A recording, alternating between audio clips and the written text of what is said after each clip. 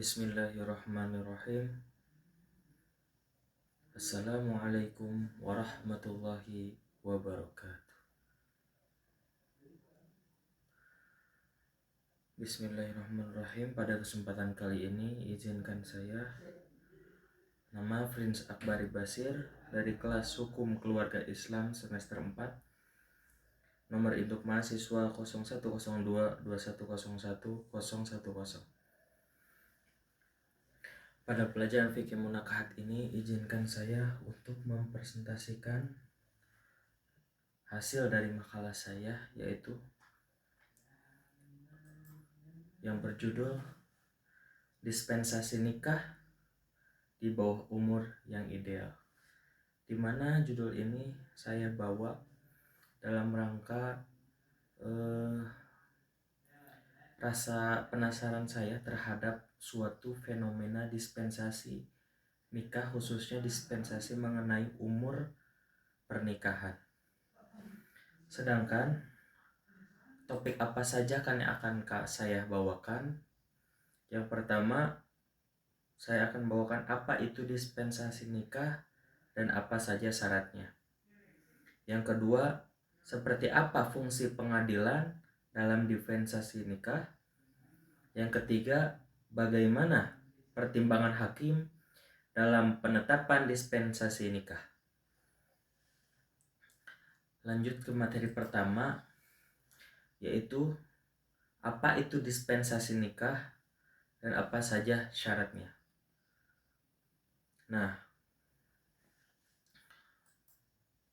pertama, pengertian dispensasi nikah menurut Kamus Besar Bahasa Indonesia, dispensasi merupakan izin pembebasan dari suatu kewajiban atau larangan. Jadi, dispensasi merupakan kelonggaran terhadap suatu yang sebenarnya tidak diperbolehkan untuk dilakukan atau dibereskan. Nah, dalam hal ini yaitu suatu larangan atau hal yang dilarang adalah menikah di bawah umur 19 tahun.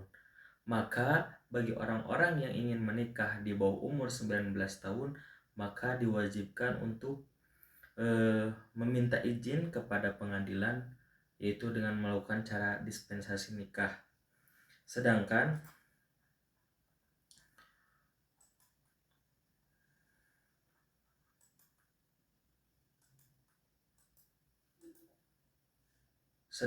pengertian dispensasi nikah dalam Undang-Undang Nomor 1 Tahun 1974 memang tidak disebutkan secara rinci, hanya saja dalam pasal 7 ayat 1 disebutkan tentang batasan usia seorang pria dan seorang wanita dalam melangsungkan pernikahan.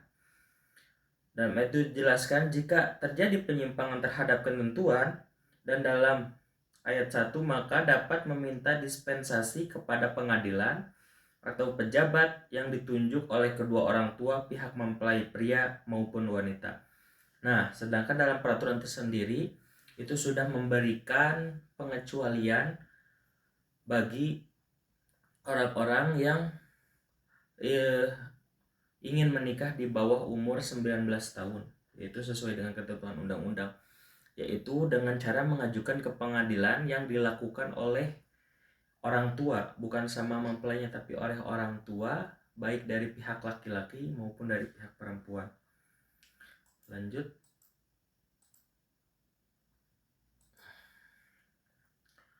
Terus menurut ahli, yaitu pertama ada menurut Subekti dan Cirosidubio, dispensasi artinya penyimpangan atau pengecualian dari suatu peraturan, sedangkan kawin adalah ikatan perkawinan yang dilakukan sesuai dengan ketentuan hukum dan agama. Ini hampir sama dengan pengertian menurut bahasa tadi, yaitu pengecualian yang sudah ada aturannya sehingga dikecualikan, yaitu dengan cara melakukan izin dispensasi kepada pengadilan. Terus selanjutnya, pengertian dispensasi nikah dalam komplikasi hukum Islam, yaitu pasal 15 ayat 1 menjelaskan tentang batasan perkawinan, sedangkan dalam ayat 2 menjelaskan bagi calon mempelai yang belum berumur 21 tahun mendapatkan izin bagaimana yang diatur dalam pasal 6 ayat 2, 3, 4, dan 5 Undang-Undang Nomor 1 Tahun 1974. Nah, itu dia pengertian dispensasi nikah yang secara rinci, yang secara singkat. Lanjut. Nah, di sini ada syarat-syarat dispensasi perkawinan, dispensasi dalam pengajuannya kepada pengadilan. Yang pertama itu ada surat permohonan. Nah, surat permohonan ini dibuat oleh orang tua, baik itu dari mempelai laki-laki ataupun dari mempelai perempuan. Terus yang kedua adalah fotokopi surat nikah orang tua pemohon satu.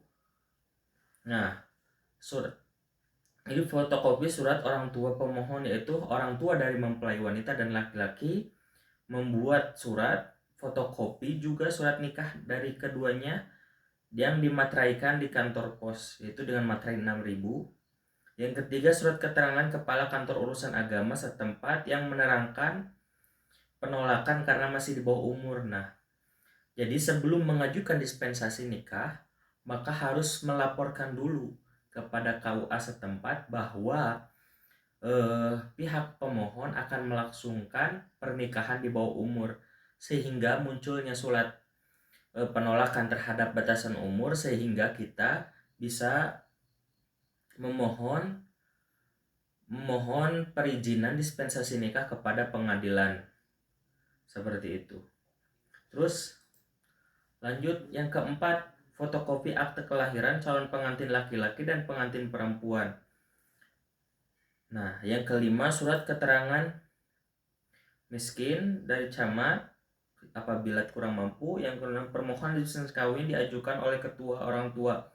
Nah, ini yang seperti saya jelaskan tadi, yaitu diajukannya harus oleh orang tua, tidak boleh oleh mempelai. Terus materi selanjutnya itu akibat hukum dari dispensasi nikah.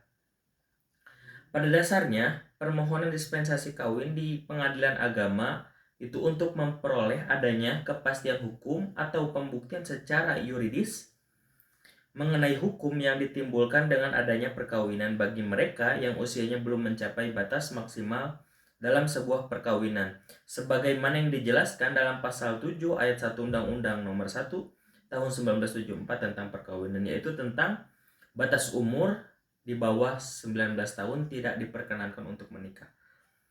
Berdasarkan Kitab Undang-Undang Hukum Perdata BW, ketentuan pasal 1865 tentang pembuktian menyatakan setiap orang yang mendalilkan bahwa ia mempunyai suatu hak atau guna meneguhkan haknya sendiri maupun membantah suatu hak orang lain menunjukkan pada suatu peristiwa diwajibkan membuktikan adanya hak atau peristiwa tersebut. Nah, dalam hal ini yaitu akibat hukum dari dispensasi kawin itu harus juga dipikirkan oleh pemohon, yaitu oleh orang tua, baik dari mempelai laki-laki dan mempelai perempuan, baik itu dari segi ekonomi, baik itu dari segi mental, baik itu dari segi sosial dan lain-lainnya, sehingga ketika sudah diterima dispensasi menikahnya dan menikah, tidak terjadinya kesenjangan sosial. Lanjut materi kedua, yaitu seperti apa sih fungsi pengadilan dalam dispensasi nikah.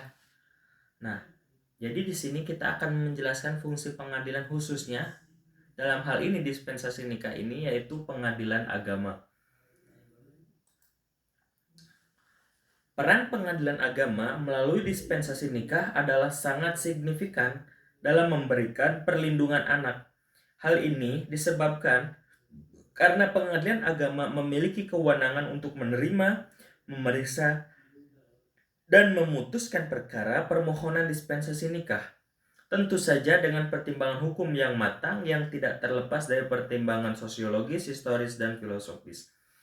Nah, dalam hal ini maka sangatlah harus bijaksana seorang pengadilan agama dalam menerima, memeriksa, dan memutuskan suatu putusan perizinan dispensasi nikah ini, sehingga harus dapat dipastikan seorang mempelai laki-laki dan seorang mempelai perempuan itu tidak memiliki keterbelakangan mental, harus sudah mempunyai ekonomi yang baik, sehingga nantinya tidak timbulnya kesenjangan sosial yang berdampak buruk bagi masa depannya masing-masing. Maka dari itu, orang tua yaitu pemohon dari mempelai laki-laki dan perempuan harus juga bisa memastikan setiap anak-anaknya memiliki hal-hal yang sudah seharusnya ada pada orang dewasa gitu. Lanjut. Pernikahan anak di bawah umur dapat dibagi dua macam. Yang pertama itu ada pernikahan anak di bawah umur dengan orang dewasa, yaitu misalkan laki-lakinya itu umurnya 25 tahun, sedangkan perempuannya umurnya 18 tahun. Nah ini jadi yang posisi di bawah umurnya adalah pihak perempuannya. Ataupun sebaliknya misalkan perempuannya umurnya 24 tahun, laki-lakinya masih umur 17 tahun. Nah, sedangkan yang bagian kedua adalah pernikahan di bawah umur dengan dua-duanya masih di bawah umur, yaitu contohnya misalkan laki-lakinya umur 17 tahun dan perempuannya juga sama umurnya 17 tahun. Nah, menikah anak di bawah umur dengan orang dewasa itu cenderung dianggap sebagai tindakan eksploitasi terhadap anak dan ditenggarai bisa merusak cara berpikir dan masa depan anak. Sedangkan pernikahan sesama anak di bawah umur cenderung karena pergaulan anak dan opini berkembang di tengah masyarakat. Nah, dalam hal ini pendapatnya yaitu ketika seorang anak menikah dengan seorang dewasa, nah itu sering dianggap sekali bahwa pernikahan tersebut cenderung dieksploitasi maupun bagi orang tua maupun bagi mempelai yang sudah dewasa terhadap mempelai anak-anak yang di bawah umur. Adapun yang satu lagi yang menikah yang dua-duanya mempelainya di bawah umur itu juga cenderung dilatar belakangi oleh pergaulan anak-anak yang terlalu bebas dan juga karena opini masyarakat yang berkembang yang sehingga menimbulkan fitnah-fitnah dan lain sebagainya, sehingga membuat orang tua khawatir baik itu dari mempelai laki-laki dan mempelai perempuan.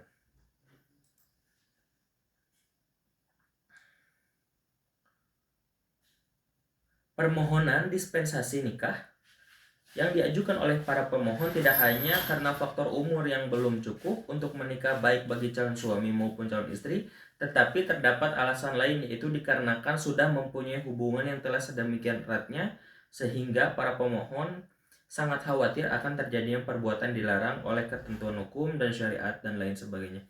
Nah ini sedangkan alasan lainnya yaitu terkait dengan izin dispensasi nikah, yaitu adanya kekhawatiran dari pemohon, yaitu khususnya orang tua dari wanita maupun dari orang tua dari mempelai pria tentang nasib anak-anaknya yang sudah terlanjur bergaul bebas, sehingga menimbulkan kekhawatiran akan terjadinya pelanggaran-pelanggaran sosial dan pelanggaran-pelanggaran agama lainnya, sehingga memutuskan untuk menikahkan walaupun umurnya belum cukup, sehingga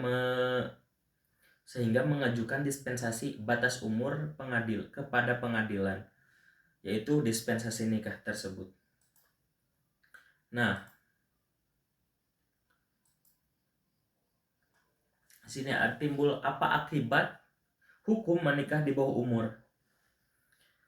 Apa sih akibatnya kita menikah dengan orang di bawah umur? Misalkan kita dewasa, terus kita menikahkan anak di bawah umur tanpa melewati dispensasi nikah, tanpa melalui perizinan dari pengadilan agama, ataupun kita sama-sama di bawah umur tetapi orang tuanya, baik dari orang tua laki-laki maupun orang tua perempuan, tidak meminta izin kepada pengadilan tentang dispensasi nikah.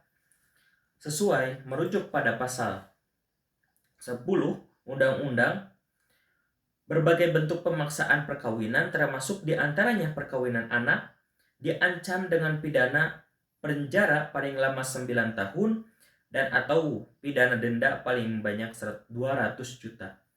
Nah, hal ini bisa ditegakkan oleh penegak hukum apabila terdapat hal pernikahan di luar dengan ketentuan undang-undang, yaitu salah satunya dengan batas umur tadi dan tidak mengajukan dispensasi batas umur kepada pengadilan agama. Lanjut kepada materi ketiga, yaitu bagaimana sih pertimbangan hakim dalam penetapan dispensasi nikah. Nah, sedangkan tadi sudah dijelaskan bahwa yang materi kedua yaitu peran pengadilan agama itu sangat signifikan dalam menentukan masa depan bagi anak-anak yang mengajukan dispensasi nikah, sehingga keobjektifikannya sangat-sangatlah diperlukan tentang menilai suatu kasus atau suatu pandangan terhadap dari orang tua mempelai laki-laki dan perempuan terhadap nanti tentang masa depan dan mental dan lain-lain sosialnya pada mempelai laki-laki dan mempelai perempuan. Pengadilan agama adalah salah satu pengadilan negara Indonesia yang sah dan berwenang dalam jenis perkara perdata Islam, tentunya bagi orang-orang Islam di Indonesia. Pengadilan agama sebagai pengadilan tingkat pertama mempunyai tugas pokok dan fungsi memeriksa, memutuskan, dan menyelesaikan perkara di tingkat pertama antara orang-orang yang beragama Islam dalam bidang perkawinan, kewarisan, wasiat dan hibah, wakaf, sodako, dan ekonomi syariah. Nah, itu fungsi dari pengadilan agama dan pertimbangan.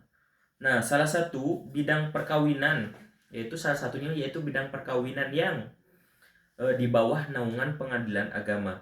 Yang menjadi wewenang pengadilan agama adalah perkara permohonan dispensasi nikah.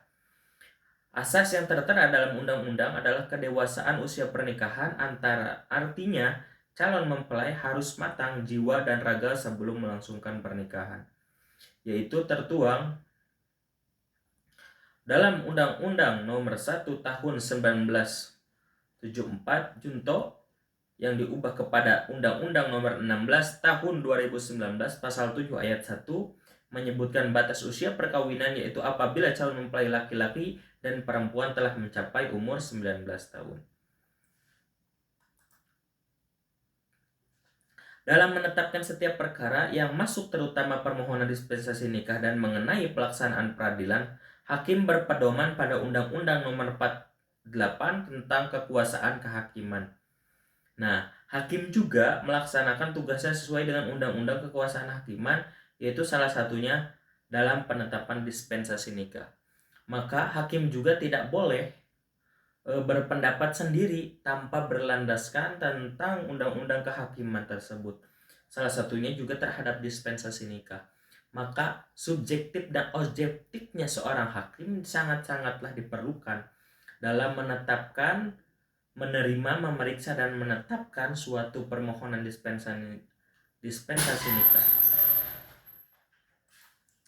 Landasan hukum yang dijadikan acuan oleh hakim dalam penetapan permohonan dispensasi nikah yaitu Pasal 7 Ayat 1 Undang-Undang Nomor 1 Tahun 1974 yang dihubungkan dengan Undang-Undang Nomor 16 Tahun 2019 tentang perkawinan dan Peraturan Mahkamah Agung Nomor 5. Ini materinya.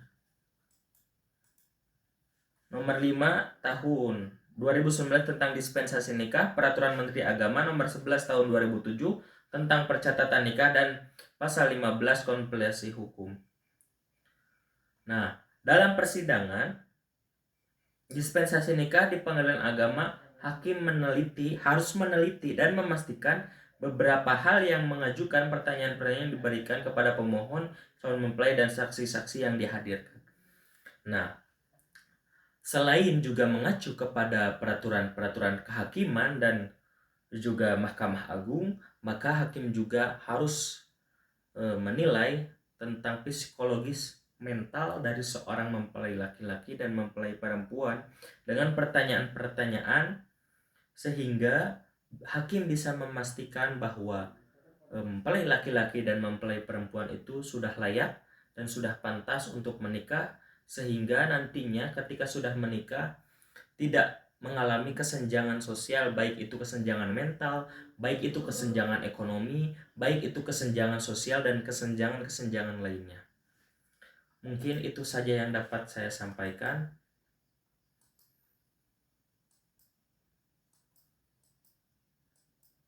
Saya ucapkan terima kasih. Mohon maaf apabila ada salah-salah kata dan salah-salah penyampaian.